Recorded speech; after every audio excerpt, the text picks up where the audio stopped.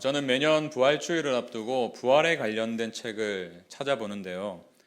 설교 준비를 위한 목적도 있지만 사실은 부활이라는 그 의미, 그 풍성한 의미를 더 깊이 누렸으면 하는 마음도 있고 또 익숙해지지 않길 바라는 마음 때문에 제가 책을 찾아봅니다. 그런데 매년 제가 들여다보는 책이 한 권 있어요. 이 팀 켈러 목사님이 쓰신 부활을 입다라는 책인데요. 이 책의 원제가 Hope in Times of Fear예요. 두려움의 시대 속 소망. 우리 모두는 사실 두려움의 시대를 살아갑니다. 이 시대만 해도 불과 몇 년 전이에요. 우리가 코로나19, 과거에 수십 년 전의 일처럼 느껴지지만 사실은 불과 몇 년 전 일입니다. 아무것도 하지 못했잖아요. 코로나19를 보내면서 우리가 얼마나 무기력한 존재인가, 인간의 의학으로도 해결할 수 없는 문제가 있다는 것을 발견하게 되었어요.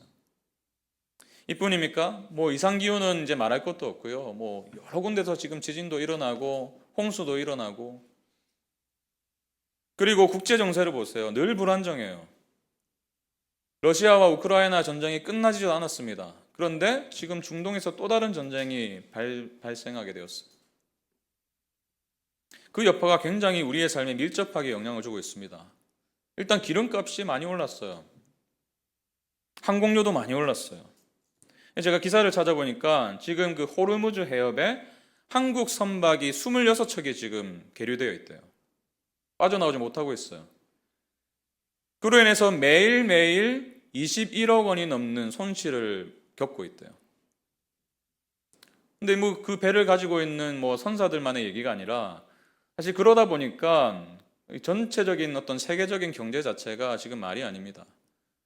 그 여파를 우리 성도님들도 느끼고 계실 거예요. 여러분, 청년들을 보십시오. 어떤 시대보다 취업하기가 어렵습니다. 자신의 꿈을 펼치기가 참 힘든 시대를 살고 있어요. 그러다 보니까 악순환이 벌어져요. 돈을 못 버니까 결혼 자금을 이렇게 그렇지 못하니까 결혼할 엄두도 못 내고, 또 그러다 보니까 자녀를 낳을 생각도 사실은 힘듭니다. 양육비 걱정 때문에. 여러분, 이러한 시대 속에서 무엇이 참된 소망일까요? 정답은 정해져 있지 않습니까? 무엇이 참된 소망입니까? 오늘 무슨 주일이죠? 부활주일이에요. 부활이에요. 부활이 소망입니다. 근데 우리가 이 질문에 대한 답, 이 부활, 이 답에 대한 확신이 없으면 두려움의 시대를 살아가고 있는, 동시대를 살아가고 있는 우리도 그 두려움에 잠식되어 살아갈 수 있다는 거예요. 의심이 찾아옵니다. 정말 주님이 살아계신가? 부활하셔서 내 곁에 계신가? 나와 함께 하시나? 이런 질문들이 계속 들면요, 하나님에 대한 불신이 점점 커져요. 그러다 보면 세상의 말, 거기에 수긍하고 동조하게 됩니다. 우리는 누구나 내일을 알 수 없어요. 당장 내일, 오늘 저녁에 벌어질 일도 알 수 없습니다. 그래서 불안한 거예요. 두려운 거예요. 매주 예배당에 나와서 예배는 드리는데 그러다 보니까 일상을 살아가는 동안은 또 다른 두려움에 잠식되는 거예요. 여러분, 그래서 우리는 반드시 이 질문에 대한 답을 가져야 돼요. 두려움의 시대 속에서 무엇이 진정한 소망인가? 사실 우리는 매주 사도신경을 고백합니다. 특히 이 부분요. 사흘 만에 죽은 자 가운데서 다시 살아나시며. 여러분, 정말 믿으세요? 예수님께서 죽었다가 3일째 되던 날에 살아나셨다는 것을 믿으십니까? 믿으시니까 사도신경으로 고백하신 거잖아요. 그리고 주님이 부활하셨기 때문에 저와 여러분도 몸의 부활을 경험할 거예요. 그래서 이렇게 고백하는 거잖아요. 몸이 다시 사는 것과 영원히 사는 것을 뭐 한다고요? 믿사옵나이다. 정말 믿으십니까? 주님이 부활하셨기 때문에 나도 부활할 것을 믿으세요? 정말 믿으신다면 옆에 분께 한번 고백해 보세요. 예수 부활, 내 부활입니다. 여러분, 이 부활이 얼마나 중요한지, 얼마나 우리의 인생에 분명한 해답이 되는지 사도 바울도 이렇게 말합니다. 고린도전서 15장 14절 보세요.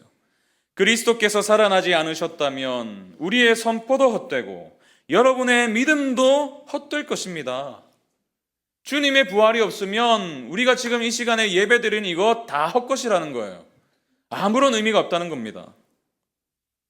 여러분, 반대로 부활이 있기 때문에 우리는 두려움의 시대 속에서도 흔들리지 않는 소망으로 살아갈 수 있는 거예요. 내 믿음이 흔들리지 않는 게 아니라 소망이 흔들리지 않기 때문에 흔들리더라도 다시 조율하고 다시 조율하고.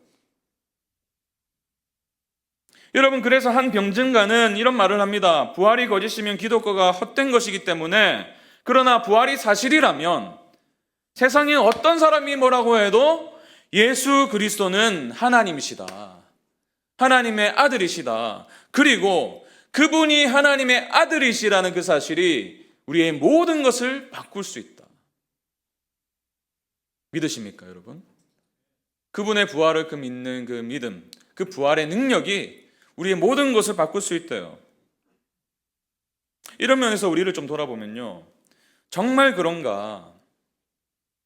정말 여러분의 삶이 변화되고 있습니까? 정말 여러분의 가정이 바뀌고 있습니까? 부활의 능력은 모든 것을 바꾼다면서요. 정말 그렇습니까? 제가 청년사역을 오래 했잖아요. 청년들이 종종 저를 찾아올 때가 있어요. 신앙에 고민이 있대요. 보통 이렇게 이 자기의 신앙에 대한 고민을 가진 청년들은요, 굉장히 신실한 청년들이에요. 찬양팀도 섬기고 찬양 인도도 하고 회장으로도 섬기고, 그런 친구들이 종종 찾아와서 던지는 질문이 이거예요. 목사님, 제가 주일에는요 정말 하나님이 살아계시다는 걸 느끼거든요. 근데 직장 생활을 하게 되면 월요일만 되면은 주님이 없는 것 같이 느껴져요. 왜 그런 거예요? 제 믿음이 너무 연약한 거 아닙니까? 제가 믿음이 없는 거 아닐까요? 근데 그 솔직한 마음이 참 귀하죠. 사실은 이 청년들만의 고민이 아니라 저와 여러분의 고민 아닙니까? 오늘도 우리는 함께 일어서서 살아계신 주 선포했어요.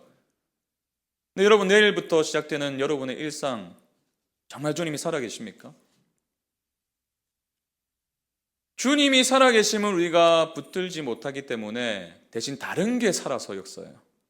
뭐가 살아서 역사할까요? 우리의 자아가 역사하고, 세상의 가치관이 살아서 역사하고, 또 세상의 어떤 방법들, 합리적이라고 판단되는 그 일들, 그런 것들이 우리의 삶에 살아서 역사해요. 그러다 보니까 주님이 살아계실 자리가 없어요.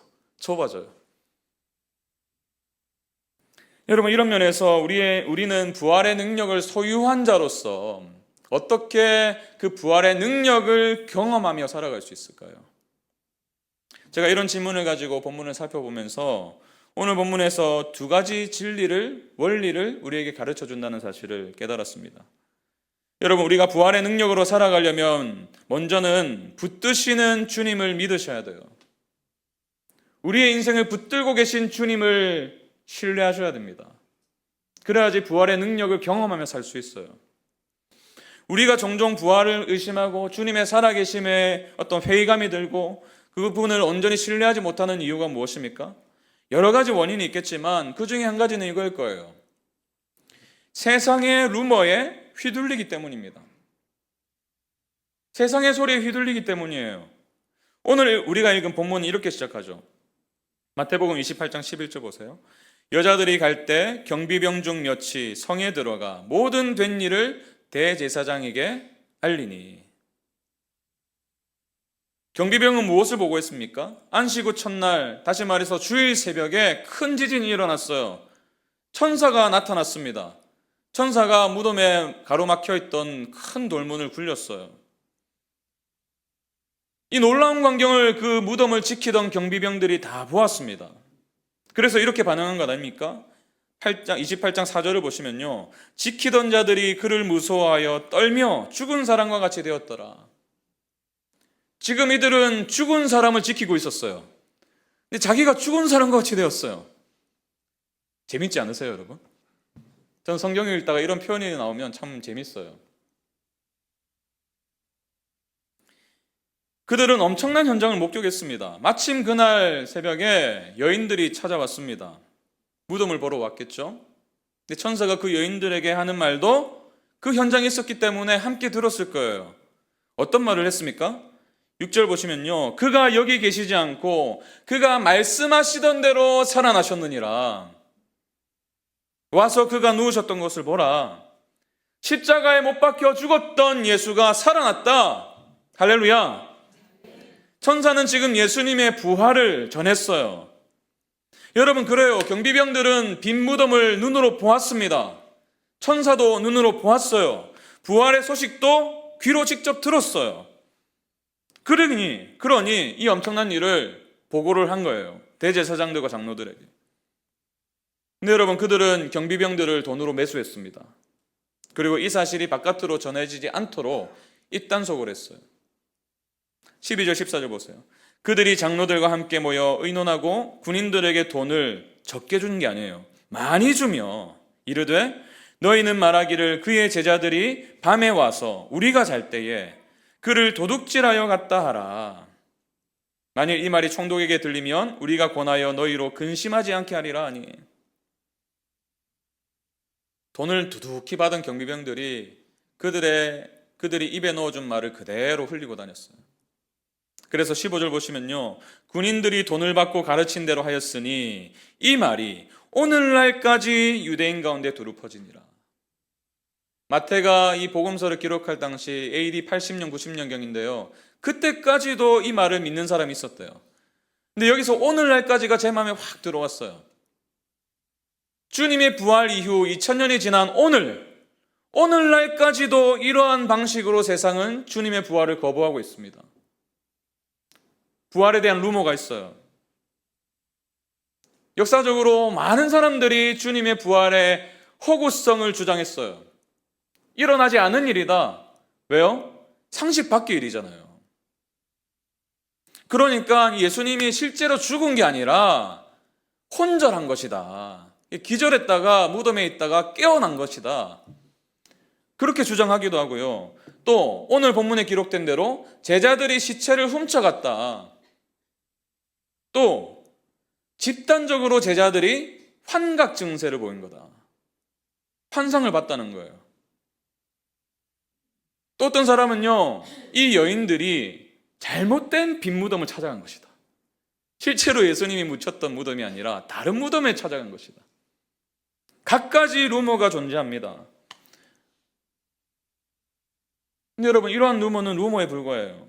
생각해 보세요. 예수님은 십자가에 달리셔서 창에 옆구리를 찔리셨어요. 물과 피를 다 쏟으셨습니다. 며칠만 굶어도요, 우리가 힘이 떨어져요. 근데 물과 피를 다 쏟으신 그분, 그리고 백부장이 확인했잖아요. 예수님이 죽었다는 것을 보고했습니다. 죽으셨어요. 제자들이 시체를 훔쳐가서 부활했다고 주장했을까요? 여러분, 제자들을 몰라서 그래요. 제자들은요, 예수님이 잡히시던 그날 즉시 도망치던 사람들. 자기도 잡힐까 두려워가지고, 그게 무서워가지고 뿔뿔이 흩어졌던 사람들이 제자들이에요. 그런 사람들이 경비병이 다 지키고 있는데 무슨 용기로 그 무덤을 찾아갔겠어요? 실제로 여인들이 전해준 소식을 듣기 전까지는 아무도 무덤 곁에 가지 않았어요. 그럼에도 불구하고 경비병들이 퍼뜨린 루머는 진실보다 훨씬 더 빠르게 퍼져갔어요. 그리고 루머가 오늘날까지 퍼졌다. 지금도 마찬가지잖아요. 죽은 사람은 살아나지 않는다. 어떻게 죽은 사람이 살아나냐? 우리의 상식에 맞지 않잖아요. 과학적으로도 입증할 수 없는 일입니다. 그러니 안 믿어요. 눈으로 보여줘야지, 입증돼야지 믿지. 우리가 경험하지 못했기 때문에 잘 믿어지지가 않습니다. 그러한 문화적인 흐름이, 그러한 생각들이 우리 시대를 뒤덮고 있어요. 그리고 그러한 시대적인 루머가 오늘날 교회 안에도 들어와 있습니다. 우리가 예외가 아니에요. 우리도 종종 주님의 살아계심, 주님의 부활하심에 의심이 들 때가 있어요. 온전히 믿어지지 않을 때가 있어요. 그리고 오늘 본문을 보시면요, 주님의 부활을 목격한, 부활하신 주님을 만났던 제자들도 의심했다고 기록하고 있어요. 17절을 보세요. 예수를 배웠고 주님을 부활하신 주님을 만났어요. 예수를 배웠고 경배하나 예배드렸어요. 아직도 의심하는 사람들이 있더라. 주님을 눈으로 봤어요. 경배했어요. 그러나 아직도 의심하는 사람들이 있더라. 여러분, 이 제자들이 누굴까요? 예수님은 십자가에 달리시기 전에 세 차례나 죽으시고 부활하실 것을 예고하셨습니다. 제자들에게 이미 알리셨어요. 그러나 그 말씀을 가슴에 새기고 그 3일째 부활할 것을 믿고 기다렸던 사람은 아무도 없어요. 왜요? 죽었던 사람이 살아난 것 없었거든요. 물론 나사로를 살리셨죠. 그러나 그는 다시 죽었어요. 기대가 없었어요. 믿지 않았기 때문에. 그런데 주님이 나타나신 거예요. 두려움도 있었겠고, 그래서 엎드려 경배했죠. 그러나 여전히 의심했어요. 제가 여기서 의심하다라는 단어를 보니까요, 헬라어로 디스타조라는 단어예요. 뭐라고요? 디스타조. 근데 이 단어가 신약 성경에 딱 2번 쓰였습니다. 오늘 본문에 한 번, 그리고 또 다른 한 번은 마태복음 14장에 쓰였어요. 마태복음 14장에 보면요, 베드로가 물 위를 걷는 그런 사건이 기록되어 있습니다. 믿음을 가지고 베드로가 주님께서 오라 하시면 내가 물 위를 걸을 수 있습니다. 걸어가요. 갑자기 풍랑을 보았습니다. 보자마자 어떻게 돼요? 바다에 빠져들어가요. 그때 주님이 베드로에게 하신 말씀이 이거예요. 예수께서 즉시 손을 내밀어 그를 붙잡으시며 이르시되 믿음이 작은 자여 왜 의심하였느냐 하시고, 여기서 의심하다라는 단어가 디스타조예요. 그러니까 여기서 쓰인 의심하다 이 말은요, 완전한 불신이 아니에요. 믿음이 있어요. 믿음은 있는데 뭐예요? 믿음이 작은 자여 왜 의심하였느냐. 망설이는 거예요. 주저하는 거예요. 온전히 믿기를 주저하는 겁니다. 여러분, 이들의 모습이 낯설지가 않은 이유가 뭘까요? 우리의 모습이잖아요. 어떤 분이 저에게 이런 말씀하셨어요. 목사님, 저는 새벽에 기도도 드리고 또 아침마다 큐티도 하고 말씀도 묵상하는데 왜 어떠한 특정한 일이 생기면 또 아이들을 마주하면 왜 그 현실 속에서는 주님이 계시지 않는 것처럼 느껴질까요? 우리 모두의 고백 아닙니까? 여러분, 예수님 믿으시죠? 안 믿으세요, 혹시? 예수님 믿으시죠? 살아계심도 믿으시죠? 부활하셨다는 사실도 믿으시고요. 잘 믿으시네요. 근데 문제는 뭐예요? 그 믿음이 작다는 거예요. 그래서 머뭇거려요. 믿는 건 분명한데 머뭇거립니다. 근데 제가 본문을 묵상하다가 너무 감사했어요. 왜 감사했는지 아세요? 그 머뭇거리며 서 있는 제자들에게 주님이 다가가셨다는 거예요. 주님이 외면하지 않으셨다는 거예요. 여러분, 다른 복음서를 보면 제자들이 부활한 이후에 주님을 만나고 제자들이 이제 주님을 만나는 장면들이 곳곳에 기록되어 있는데, 한결같이 제자들이 믿지 못하고 의심했다라는 기록이 남아 있습니다. 마가복음 16장을 보시면요, 그래서 주님이 그들의 믿음 없음을 꾸짖으셨다고 기록하고 있어요. 근데 꾸짖으시고 그들을 버리신 게 아니에요. 꾸짖으시면서 그들의 믿음을 도와주셨어요. 사명을 주십니다. 그리고 누가복음 24장에도요, 엠마오로 실족해서 자기 고향으로 돌아가던 2 제자를 주님이 만나 주십니다. 말씀을 풀어주세요. 눈을 뜨게 하세요. 회복시켜 주세요. 믿음이 떨어진 그들의 믿음을 방치하지 않으시고 다시 일으켜서 사명의 길을 끝까지 걸어갈 수 있도록 도우시는 거예요. 여러분, 요한복음에는 도마가 나오죠. 도마는요, 어떻게 고백했습니까? 내가 내 눈으로 보지 않고서는 믿지 못하겠다. 그래서 주님이 도마에게 나타나셨어요. 그 믿음 없는 제자 도마에게 나타나셔서 친히 못자국을 보여주십니다. 그리고 주님이 이렇게 말씀하시죠. 믿음 없는 자가 되지 말고 믿는 자가 되라. 정죄하는 그 의도가 아니라 그 믿음 없음을 도와주신 거예요. 인도에 가시면요, 도마 성당이 있거든요. 도마가 인도 땅에 가서 선교했어요. 복음을 전했어요. 저는 오늘 본문을 통해서도 이것을 발견했습니다. 17절에 의심하는 사람도 있더라. 근데 18절에요. 그들에게 예수께서 나와 말씀하여 이르시되, 그들이 주님께로 나아간 게 아니라 주님이 그들에게로 나아가셨어요.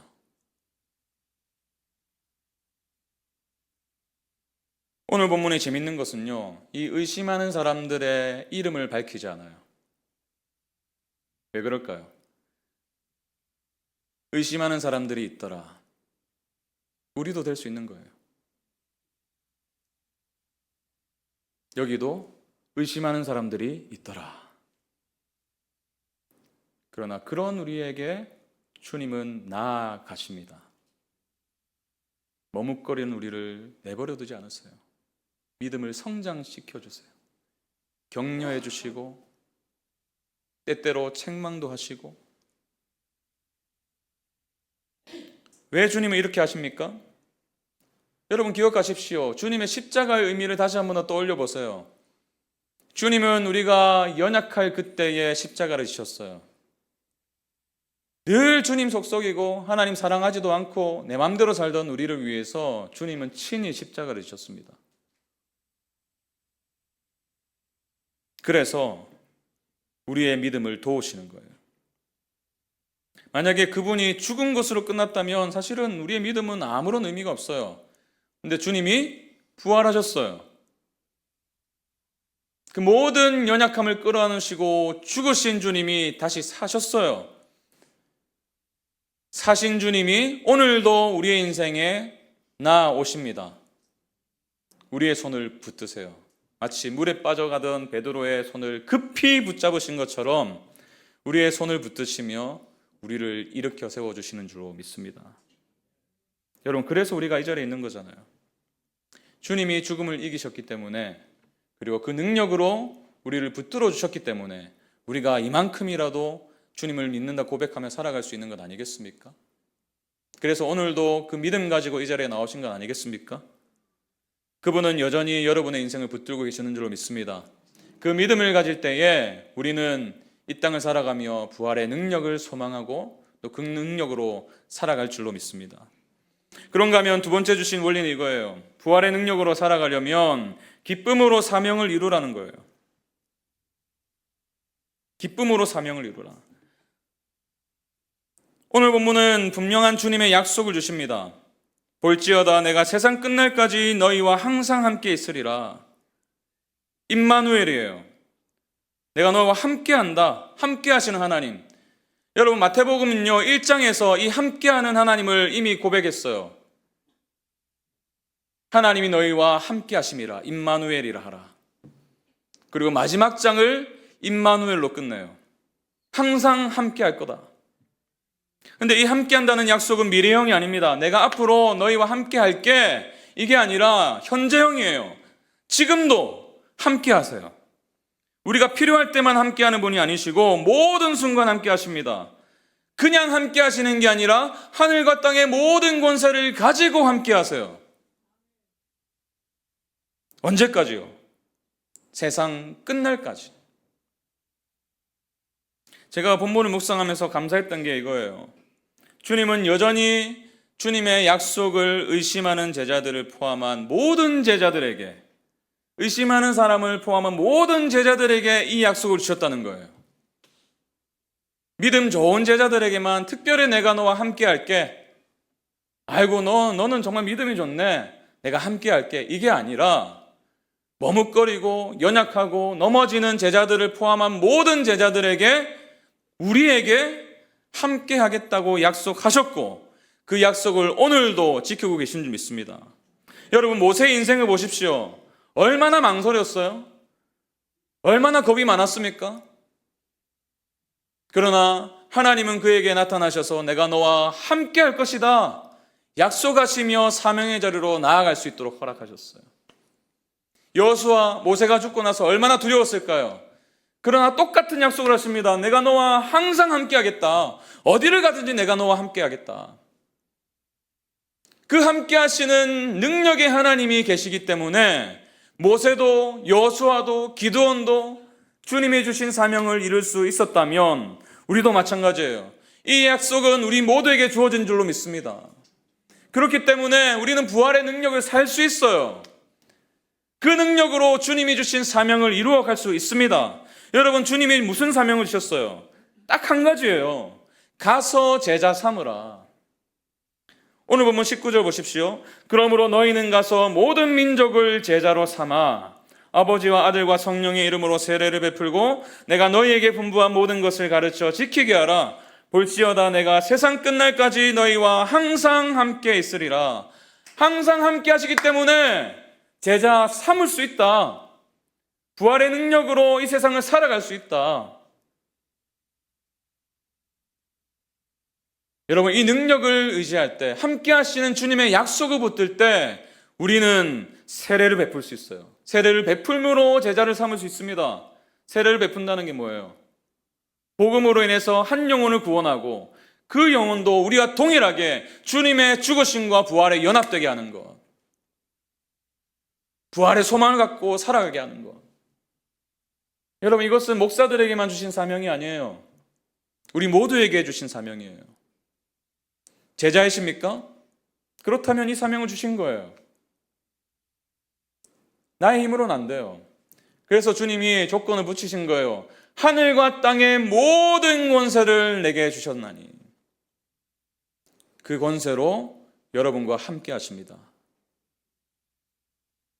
그래서 우리는 복음을 전할 수 있어요. 전도 폭발 훈련 받으신 분들만 복음 전할 수 있는 게 아니에요. 받으신 분들은요, 얼마나 행복해 하시는지 몰라요. 우리 받으신 분들 곳곳에 앉아 계신데요, 지금 웃고 계신 분들 다 받으신 분들. 근데 우리 교회 안에 두려움이 존재해요. 전도 폭발은 너무 두렵다.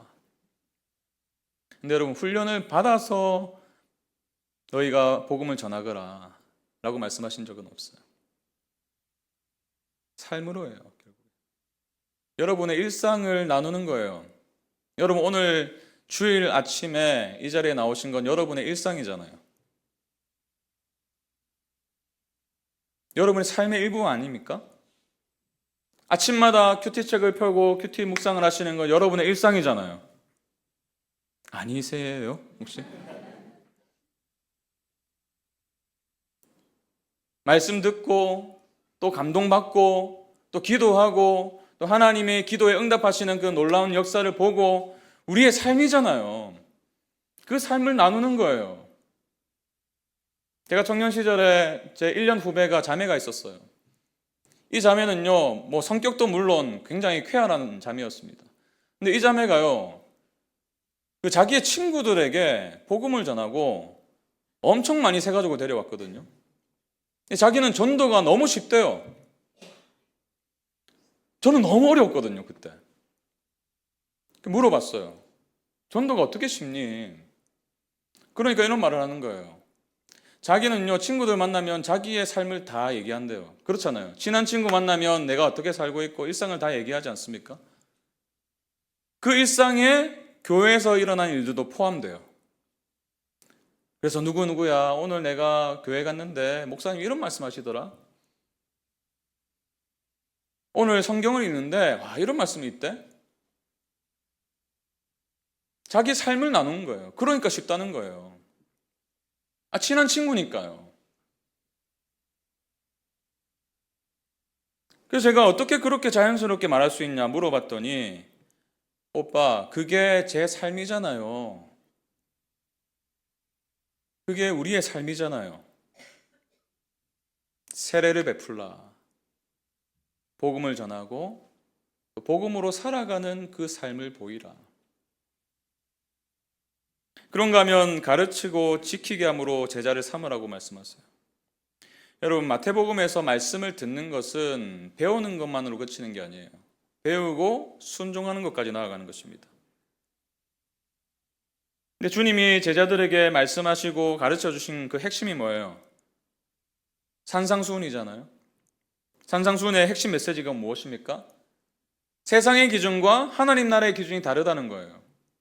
세상의 기준에 좋은 것들이 있어요. 부요한 자, 또 배부른 자, 웃는 자, 모두에게 칭찬받는 자, 모든 것들이 다 좋고 우리에게도 필요한 거예요. 그러나 여기에 소망을 둘 때에 이것들이 사라지게 되면 우리의 삶도 주저앉을 수밖에 없는 거 아니겠습니까? 근데 사람들은 다 이것들을 추구하며 살아가요. 여기에 목숨 걸며 살아갑니다.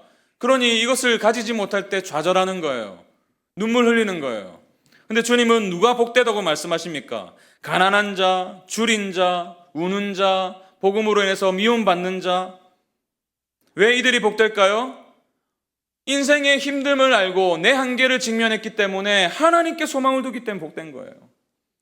하나님께 소망을 두고 그분이 주신 그 약속을 내가 믿기 때문에 복된 거예요.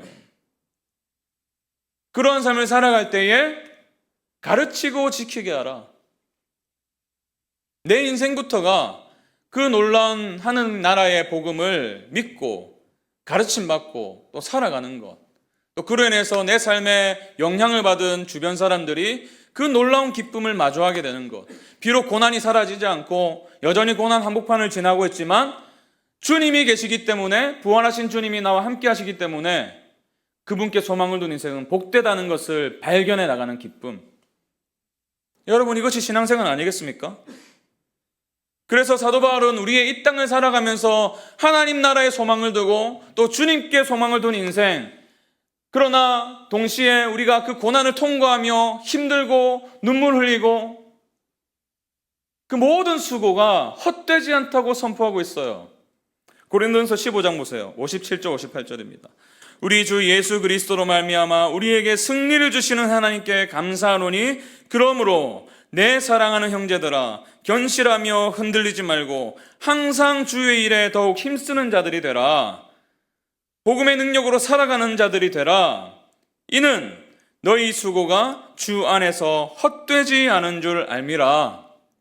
여러분이 예수님을 사랑하고 또 부활의 능력으로 이 땅을 살아가면서 종종 부딪히는 어려움들, 그 역경들, 예수 잘 믿어도 찾아올 수밖에 없는 수많은 고난들, 그것을 통과할 때의 믿음을 가지고 주님 붙들고 살아가시는 그 모든 여정을 헛되지 않다고 말씀하세요. 이것이 우리의 위로인 줄로 믿습니다. 여러분, 병환 중에 있는 분들 계시잖아요. 경제적으로 어려움을 겪고 있는 분들 계시잖아요. 자녀를 위해서 수십 년간 기도한 분들 계시잖아요. 그러나 부활의 능력을 힘입고 그 모든 역경을 주님 손 붙들고 통과하며 나가는 그 발걸음을 하나님이 기억하십니다. 헛되지 않은 줄 압니다. 이것이 우리로 하여금 내일부터 시작되는 일상 속에서도 그 부활의 능력을 힘입어 살아가는 동력이 되게 할 줄로 믿습니다. 오늘 설교를 마무리하면서 마틴 루터가 남긴 말을 나누기 원합니다. 이분이 이런 말을 남겼어요. 교회는 어떻게 유지될 수 있는가? 교회는 어떻게 존속될 수 있는가? 교회를 유지시킬 수 있는 것은 우리도 또 우리보다 앞선 사람들도 우리 이후에 올 사람들도 아니다. 그것은 누가 우리 교회를 지킬 수 있냐? 존속시킬 수 있냐? 세상 끝날까지 너희와 항상 함께 있으리라 말씀하시는 분이었고 지금도 그분이시고 앞으로도 그러할 것이다. 왜요? 예수 그리스도는 어제나 오늘이나 영원토록 동일하시기 때문에. 예수 그리스도는 이제도 계셨고 전에도 계셨고 장차 오실 분이기 때문에. 그분이 교회의 주인이세요. 여러분, 교회가 무엇이죠? 이 예배당이 교회입니까? 아니에요. 담임 목사가 교회인가요? 아니죠. 누가 교회예요? 예수를 믿는다 고백하는 우리예요. 우리의 인생을 누가 존속시킵니까? 누가 붙드십니까? 살아계신 예수 그리스도. 그분이 오늘도 여러분의 인생을 붙들고 계세요. 여러분의 인생을 유지시켜 주세요. 여러분의 믿음을 붙드세요.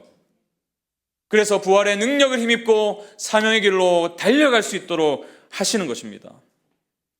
이 믿음 가지고 부활하신 주님, 살아계신 주님, 우리가 찬양한 그 마음과 그 감격을 가지고 내일부터 시작되는 우리의 일상 속에서도 머뭇거리는 우리 인생을 여전히 붙드시는 주님을 바라보시길 바랍니다. 그리고 그분을 바라볼 때에 그분이 주시는 그 엄청난 사명, 그 놀라운 사명, 나 같은 이를 구원하셔서 또 다른 나 같은 이를 구원하길 기뻐하시는 그분의 마음을 헤아리고 그 사명의 길로 기쁨으로 달려가는 우리 모두가 되시길 축원합니다. 제가 한번 기도하겠습니다. 주님 감사합니다.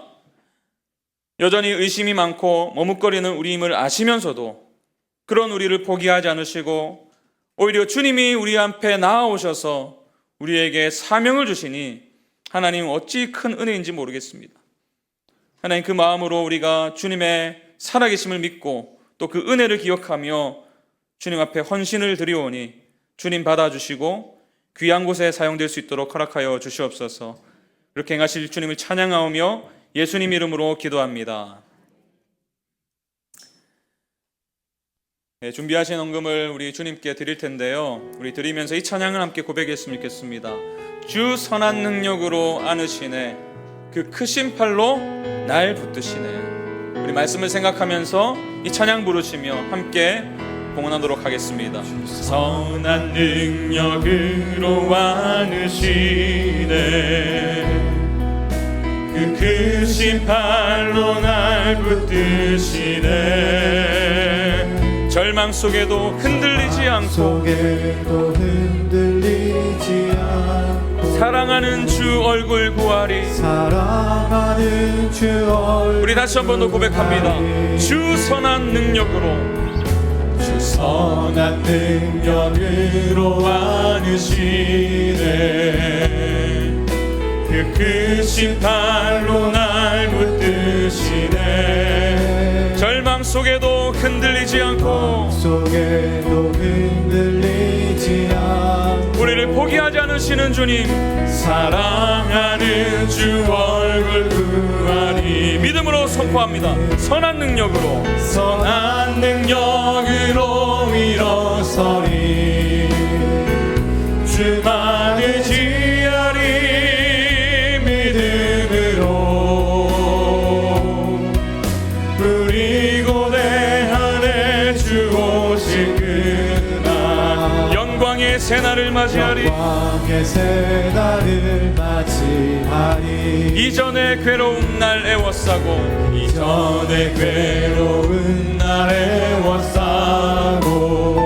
고난의 길을 걷는다 해도 그러나 우리의 모든 삶이 주님께 속했습니다. 그렇기 때문에 끝내 승리의 날을 맞이. 할렐루야. 선한 능력으로 일어서리 주만 의지하리. 믿음으로 우리 고대 안에 주 오실 그날 영광의 새날을 맞이하리. 주님이 마신 고난에 쓴 잔을 주님이 마신 고난에 쓴 잔을 우리도 감사하며 받으리. 주님의 남은 고난 채워가며 예수와 복음 위에 살리라. 우리 한 번 더 예수와 복음 위에 살리라. 예수와 복음 위에 예수와 복음 위에 살리라. 예수와 복음 위에 우리 자리에서 일어나셔서 선한 능력으로 일어서리 주만 의지하리. 믿음으로 우리 고대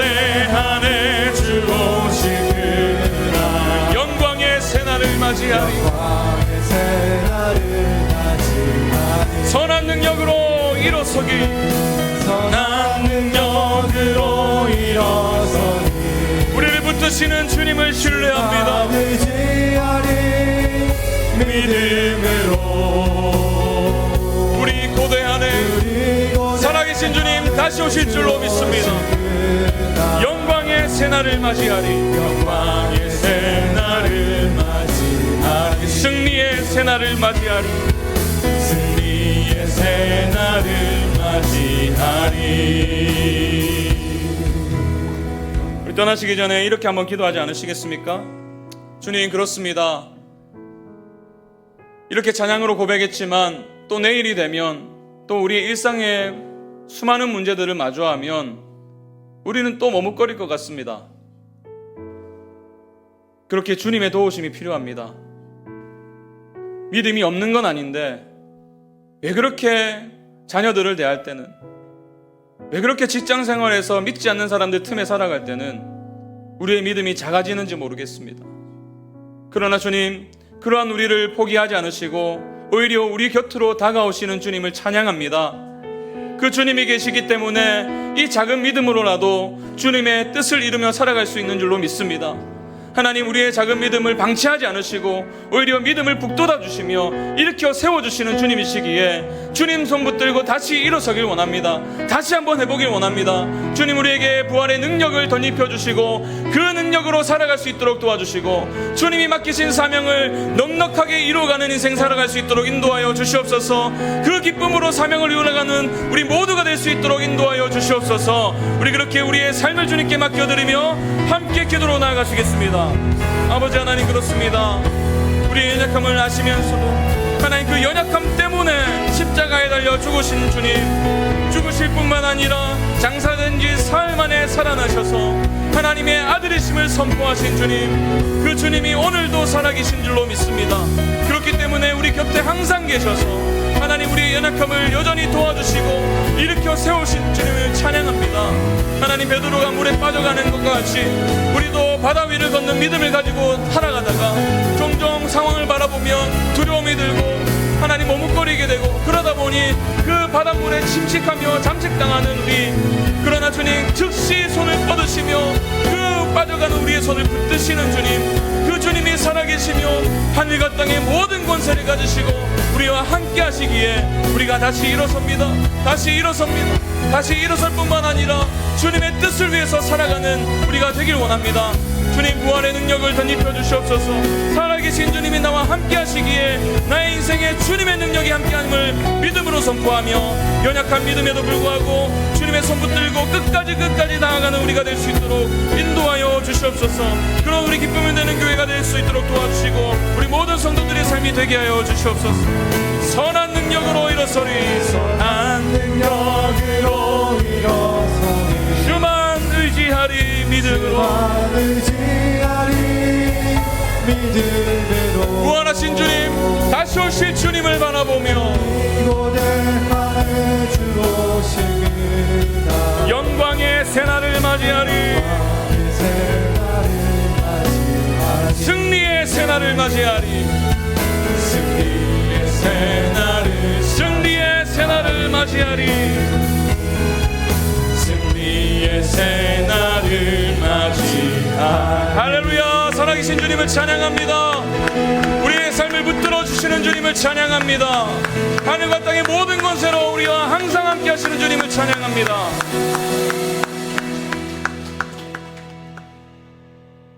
주님, 그래서 주님께만 소망이 있습니다. 두려움이 가득한 시대를 살아가면서도 하나님, 두려움에 잠식되지 않을 수 있는 것은 내 믿음이 좋아서가 아니라 연약한 우리를 도우시는 주님이 계시기 때문인 줄로 믿습니다. 부활하신 주님이 어떤 분이신지 우리가 배웠사오니 날마다 하늘과 땅의 권세로 항상 함께 하시는 주님을 보게 하시고, 또한 우리의 손을 붙들어 주시는 주님 손 붙잡고 절룩거리는 인생이랄지라도 머뭇거리는 인생이랄지라도 끝끝내 주의 길을 걸어가는 우리 모두가 되게 도와주시옵소서. 하나님, 교회의 머리 되시는 주님을 찬양합니다. 교회가 우리 모든 믿는 자들이라면 우리 인생의 주인이 주님이신 줄로 믿습니다. 그렇기에 영원한 사랑으로 우리와 함께 하시며 그 약속대로 변하지 않는 사랑으로 우리를 돌보아 주실 줄로 믿사오니 의심이 들 때마다 세상의 루머가 귀에 들릴 때마다 하나님 이 진리로 맞서게 도와주시고 이 진리로 승리하는 인생 살아갈 수 있도록 인도하여 주시옵소서.